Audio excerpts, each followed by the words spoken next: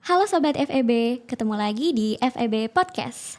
Bersama saya Safa Jasmine dan di episode kali ini kita akan membahas topik yang sangat relevan terutama menjelang Hari Raya Idul Fitri nih, yaitu bagaimana sih cara mengatur keuangan agar lebaran tetap nyaman dan bebas dari krisis finansial. Obrolan soal pengelolaan keuangan di bulan Ramadan ini jadi sangat penting loh Sobat FEB. Mengapa? Karena lebaran ini kan sangat identik ya dengan pengeluaran yang besar. Mulai dari zakat, THR, belanja baju baru, sampai ke mudik juga. Dan gak sedikit orang itu akhirnya kebablasan dalam membelanjakan uangnya. Nah, kali ini kita sudah kehadiran narasumber yang sangat luar biasa, yaitu Bapak Ahmad Akbar Susamto PhD, selaku dosen Departemen Ilmu Ekonomi FEB UGM, sekaligus pakar ekonomi syariah. Beliau pada kali ini akan berbagi tips dan juga strategi agar keuangan tetap sehat, baik sebelum dan juga setelah Lebaran. Halo Pak Akbar, Halo Mbak, bagaimana kabarnya hari ini? Alhamdulillah baik. Alhamdulillah, semoga puasanya lancar-lancar ya Pak Insya sampai Allah, akhir Ramadan ya. amin. Oke. Nah mungkin ini kita langsung masuk ke topik kita kali ini ya Pak ya. Nah kalau ngobrolin soal lebaran nih Pak, kita ini kan sering melihat fenomena di mana masyarakat itu tuh ada kecenderungan untuk boros gitu saat menjelang lebaran. Nah kalau dilihat dari perspektif ekonomi, bisa dijelaskan nggak sih Pak mengapa kok fenomena ini tuh bisa terjadi? Ya pertama gini ya, sangat bulan Ramadan dan nanti juga Hari Raya Idul Fitri adalah bulan waktu-waktu yang istimewa lah memang bagi orang Islam ya, bagi umat Islam gitu. Jadi sangat wajar ketika mereka kemudian menyambut bulan Ramadan ini dan juga nanti Hari Raya Idul Fitri dengan sukacita, dengan gembira gitu ya. Dan memang sih salah satu bentuk yang sering terjadi adalah gitu ya, kemudian mereka belanja lebih banyak. Tapi ya itu wajar gitu ya. Tinggal nanti kemudian kita bisa melakukan semuanya dengan baik, merencanakan dengan baik gitu ya, dan dalam batas-batas yang justru sesuai dengan yang seharusnya gitu. Oh, oke, berarti emang fenomena ini tuh hal yang wajar ya Pak? Iya. Ya menurut saya wajar ya, baik secara dari sisi agama yang mereka anut wajar, dari sisi budaya kita memang begitu gitu. Hanya memang perlu ada yang perlu kita luruskan gitu, sehingga kemudian kalaupun belanja lebih banyak, kalaupun kemudian bahagia menyambut bulan Ramadan tuh, maka itu dilakukan dengan yang semestinya gitu. Oke, nah Pak kalau berdasarkan fenomena ini tuh, kira-kira langkah apa aja ya Pak yang harus dilakukan untuk mengatur keuangan menjelang lebaran ini, biar kalau boros tuh nggak sampai kebablasan gitu Ya, Pak? baik, ya tentu saja yang pertama harus ada perencanaan yang baik. Ya, perencanaan yang baik itu dalam artian bahwa, oh kita membayangkan selama bulan Ramadan ini kita akan belanja apa saja, begitu ya. Nanti pas Lebaran akan belanja apa saja. Kemudian kira-kira sumber-sumbernya dari mana. Ketika saya katakan buat perencanaan nggak harus sangat ini ya, terus dibuat di Excel gitu, nggak harus begitu sih. Gitu. Tapi dalam artian bahwa keep in mind bahwa apa yang akan kita belanjakan dan kemudian dari mana kita akan memenuhi kebutuhan itu kita pikirkan dengan sungguh-sungguh gitu. Oh oke, kalau semisal tadi Bapaknya kan sudah membicarakan soal perencanaan keuangan ya mungkin Pak. Nah bagaimana sih Pak caranya menyusun anggaran nih agar tetap terkendali selama lebaran, atau mungkin kayak pos pengeluaran apa saja sih Pak yang kira-kira perlu diprioritaskan selama bulan Ramadan menjelang lebaran ini? Ya tentu saja ketika kita membuat perencanaan gitu ya, kita mulai dari hal yang paling prioritas gitu, itu satu ya. Jadi yang paling prioritas ini pertama prioritas dalam artian memang dia harus dipenuhi dan tidak mungkin kita tinggalkan. Ya sebagai contoh kalau setiap keluarga pasti punya kebutuhan dasar ya untuk makan, sahur, berbuka dan seterusnya. Pastikan bahwa belanja-belanja yang terkait ini minimal cukup ya, secukupnya gitu ya. Dan jangan sampai misalnya justru kekurangan gizi selama bulan Ramadan, kan tetap harus sehat gitu kan, tetap bulan lancar dan seterusnya selama bulan Ramadan. Satu. Yang kedua juga mungkin ada hal-hal lain yang memang diperlukan selama bulan Ramadan yang mungkin untuk ibadah-ibadah khusus gitu yang memang harus kita lakukan dan memang itu membutuhkan biaya tertentu ya itu kita penuhi gitu. Nah berikutnya nanti kalau itu sudah, kita juga bicara tentang kewajiban yang spesifik nih, misalnya pada bulan Ramadan ini kan kalau muslim wajib tuh bayar zakat. Ya zakat fitrah mah kecil sebenarnya, tapi kalau nggak direncanakan baik ya juga itu mungkin bisa terlewatkan. Jadi harus dipastikan bahwa itu ditunaikan. Ya sebagian dari kita mungkin bayarnya mepet-mepet mendekati lebaran, tapi sebagian mungkin akan lebih awal gitu. Tapi yang jelas itu wajib harus dibayar gitu. Nah baru sudah itu nanti kita berpikir tentang hal-hal yang less urgent. Walaupun mungkin tetap urgent juga tapi less urgent ya. Misalnya gini, sebagian orang kalau pas lebaran itu kan harus mudik. Betul. Nggak ada keharusan sih, memang nggak ada keharusan dalam Islam mudik itu. Tetapi pada tertentu misalnya nih, mungkin kita harus bersilaturahmi ke orang tua misalnya, gitu ya. Mungkin orang tua itu di luar kota gitu, maka disitulah kemudian sebenarnya mudiknya bukan kewajiban, tapi silaturahminya gitu ya. Dan karena ini momen istimewa, maka sebagian orang tua mungkin akan berharap bahwa anaknya akan pulang gitu ya, atau keluarganya akan berkumpul gitu. Maka ya itu masukkanlah sebagai bagian dari yang diperencanakan tadi. Jika memang harus begitu gitu ya. Kecuali memang sudah nggak punya orang tua, cerita jadi lain kan gitu kan gitu ya. Kecuali yang mau pulang kampung nggak punya kampung, nah itu ceritanya lagi gitu ya. Nah tapi kalau memang ada kebutuhan itu, ya itu diperhitungkan dari awal gitu ya, dengan baik gitu. Nah baru kemudian sesudah yang semacam ini terpenuhi semua, maka lanjutannya adalah ke hal-hal yang mungkin less urgent lagi gitu ya. Contohnya mungkin bagi sebagian orang ini adalah waktunya untuk mohon maaf gitu, bagi sebagian orang mungkin ini waktunya untuk beli baju atau beli sepatu. Saya tidak menyalahkan mereka kalau mereka melakukan itu, karena mungkin mereka juga jarang-jarang gitu ya beli, bagi yang memang jarang gitu. Walaupun sebenarnya dalam Islam gitu ya, tidak ada kewajiban sih, misalnya bulan Ramadan harus baju baru, pakaian baru, dan itu tidak harus kemudian menjadi begitu. Tapi tertentu dalam budaya kita itu ada gitu, dan masyarakat mereka melakukan itu, dan saya kira itu nggak bisa disalahkan gitu ya. Jadi jadi kalau kita urutkan tadi, mulai dari yang paling wajib sampai kemudian yang relatif nggak wajib lah gitu, yang relatif paling nggak urgent gitu. Nah tapi di luar itu semua, saya justru pengen menyarankan ya kepada Muslim gitu, bahwa di bulan Ramadan ini adalah bulan yang istimewa, momentum yang istimewa, yaitu sedekah. Sedekah itu nggak wajib sebenarnya dalam Islam gitu ya, beda dengan zakat misalnya yang harus dilakukan. Tetapi bulan Ramadan adalah bulan dimana kalau janjinya, kalau bagi Muslim ya percaya bahwa Rasulullah adalah sebagai contoh gitu ya, dan di antara yang dicontohkan Rasulullah itu adalah bahwa di bulan Ramadan itu bersedekah yang banyak. Gitu ya. Rasulullah mengatakan, ketika suatu saat Rasulullah ditanya, ya Rasulullah apakah sebaik-baik sedekah itu? Gitu. Kata Rasulullah mengatakan sedekah di bulan Ramadan. Gitu. Jadi saran saya justru kalau misalnya tadi yang bagian-bagian nggak urgent itu kita bisa kurangi gitu, dan kemudian memang masih ada anggaran yang cukup, maka justru perbanyak sedekah di bulan Ramadan. Oke. Mungkin tadi udah disebutkan ya Pak terkait prioritas pengeluaran selama bulan Ramadan. Yeah. Tapi nih ada satu yang ketinggalan nih, yang yaitu soal THR. Nah kalau menurut Bapak sendiri THR itu tuh masuk ke prioritas yang bagian mana nih? Nah kan tadi kita bicara tentang, tadi kita baru ngomong tentang sisi pengeluaran gitu ya. Nah sekarang kita bicara tentang sisi pendapatan dari mana gitu ya. Jadi ketika kita membuat perencanaan, tentu saja kita harus melihat pendapatan kita juga kan. Nah, sebagian orang punya pendapatan tetap, sebagian lain nggak punya pendapatan tetap gitu ya.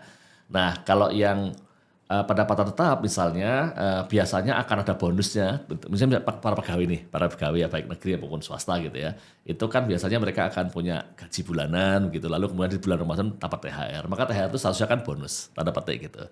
Nah saya kira THR itulah yang kemudian nanti bisa digunakan untuk hal-hal yang relatif less urgent gitu. Jangan sampai kemudian kita itu melakukan hal-hal yang less urgent itu dengan tabungan yang sebenarnya udah kita simpan jauh-jauh hari untuk hal-hal yang lebih penting, yang mendesak, yang darurat gitu. Jadi, nah THR itu bisa kita gunakan. Dan memang namanya juga tunjangan hari raya kan gitu. Memang tunjangan yang dikasih untuk bisa merayakan hari raya kan gitu. Nah tapi tetap saja jangan sampai kemudian belanja kita lebih banyak dari THR-nya gitu. Ya kan gitu kan. Nanti begitu Lebaran selesai tombol deh gitu kan. Nah oke. Jadi tadi dari sisi pendapatan. Bagaimana dengan mereka yang tidak punya pendapatan tetap? Nah tentu saja tantangannya lebih ya. Apalagi kalau misalnya posisinya pengusaha, Pak saya bukannya dapat THR, Pak saya malah harus ngasih THR gitu kan. Nah, karena itu bagi mereka juga hitung-hitungannya harus lebih baik ya. Tentu saja pertama berarti harus hitung-hitungan dari sisi kira-kira bisnis akan seperti apa selama Ramadan gitu ya. Kalau misalnya ternyata termasuk bisnis yang tanda petik diuntungkan selama bulan Ramadan, ya alhamdulillah gitu ya. Dan kemudian bisa menunaikan kewajiban-kewajiban dia sebagai pengusaha, termasuk misalnya tadi memberikan THR kepada para karyawan gitu kan. Nah kalau itu misalnya masih cukup, ya tadi berarti berlaku yang tadi kita bicarakan di awal, termasuk kalau perlu kencengin sedekahnya gitu ya. Tapi kalau kira-kira situasinya nggak terlalu memungkinkan, ya berarti hitung-hitungannya harus lebih hati-hati. Tapi Pak, kalau semisal untuk mahasiswa tuh kira-kira bagaimana ya Pak? Kan biasanya mahasiswa ini kan belum punya pendapatan sendiri ya, masih minta orang tua, ngandelin uang bulanan, itu kira-kira gimana Pak? Ya, ini mahasiswa ini kasus khusus gitu ya. Karena apa? Karena mereka biasanya penghasilannya kan masih belum punya penghasilan sendiri, dan mereka bergantung pada orang tuanya gitu ya. Ya tentu saja di sini satu, bagi mahasiswa perlu diingat bahwa orang tua Anda itu di bulan-bulan ini juga punya banyak kewajiban yang lain gitu ya. Dan mereka juga perlu punya perencanaan yang lain. Maka satu, pahamilah bahwa di bulan ini mungkin Anda ya tidak boleh, walaupun mungkin Anda ingin belanja banyak ya, Anda juga punya rencana belanja, tapi pada waktu yang sama Anda juga sesuaikan juga dengan kemampuan orang tua Anda untuk memberikan uang bagi Anda gitu ya. Dan ini kadang-kadang ini terutama yang mahasiswa dari luar kota apalagi gitu ya, itu kan berarti mereka harus ada biaya untuk pulang, tiket kendaraan Betul. bolak-balik gitu ya. Lalu mungkin juga mahasiswa itu pengennya juga punya belanja-belanja yang lain seperti yang lain. Maka ya tadi ya, saya kira prinsip dasarnya bahwa membuat perencanaan untuk belanja itu tetap berlaku, begitu ya. Kalaupun ada tambahannya bahwa ingat gitu ya, pendapatan mahasiswa ini belum dari pendapatannya sendiri gitu. Nah, pendapatannya dari orang tua, maka kemudian perhatikan hal di situ yang terkait dengan kemampuan orang tua Anda, terkait dengan mungkin perencanaan keuangan orang tua Anda gitu ya. Sehingga kemudian akan menjadi lebih pas gitu belanjanya.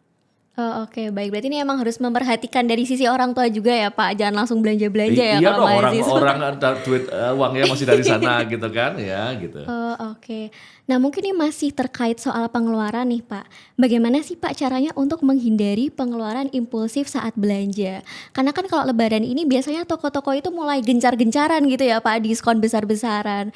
Bahkan sampai ada yang late night sale juga. Dan Nah, ditambah lagi sekarang ini kan kemudahan pembayaran digital tuh makin marak ya, Pak. Seperti betul. kayak pay later gitu. Siapa tahu nanti diam-diam di e-commerce check out ternyata bayarnya pakai pay later. Nah, itu gimana ya, Pak, Ya, tipsnya ya? pertama gini ya, ada pepatah jangan belanja kalau pas lapar. Lapar baik itu lapar fisik maupun lapar pikiran gitu ya. Dan dalam artian, ya belanja nggak apa-apa gitu ya. Tapi tadi kembali lagi di awal direncanakan dengan baik. Nyari diskon bagus loh, kenapa enggak? Kalau memang ada diskon ada yang murah, kenapa harus ada yang mahal kan gitu kan? Cuman tadi cari diskonnya juga dengan cara yang baik dan perencanaan yang baik. Jadi saya kira sekarang dengan kemajuan teknologi kan kita bahkan bisa tahu tuh tanpa tanpa harus datang ke tempatnya di mana saja yang ada diskon. Kalau zaman dulu ketika belum ada teknologi seperti sekarang kan, yang harus dilakukan kalau orang mau cari diskon dia harus datang ke tempatnya gitu ya. Bahkan mungkin belanjanya nggak terencana ya, begitu baru sampai situ, ada diskon gitu kan, lalu semua rencana yang udah dibuat bubar semua gitu. Nah kalau sekarang kan nggak. Dengan sekarang kan dengan kemajuan teknologi kita sudah bisa tahu di toko mana ada diskon, di toko mana ada diskon, di kalau dia online ya berarti di online shop yang mana ada diskon gitu dan sebagainya.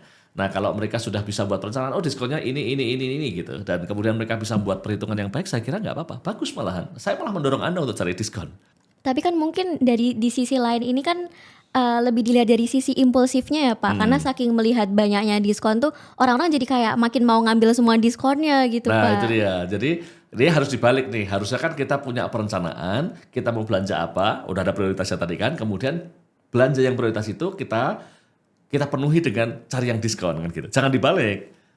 Susunan perencanaannya berantakan semua, yang prioritas dari nggak jelas gara-gara apa? Wah, di diskon semua gitu. Lalu kemudian malah yang tadinya direncanakan di awal malah berantakan semua gitu. Saran saya adalah diskon itu dipenuhi untuk memenuhi perencanaan kita, bukan kemudian membatalkan perencanaan hanya gara-gara diskon.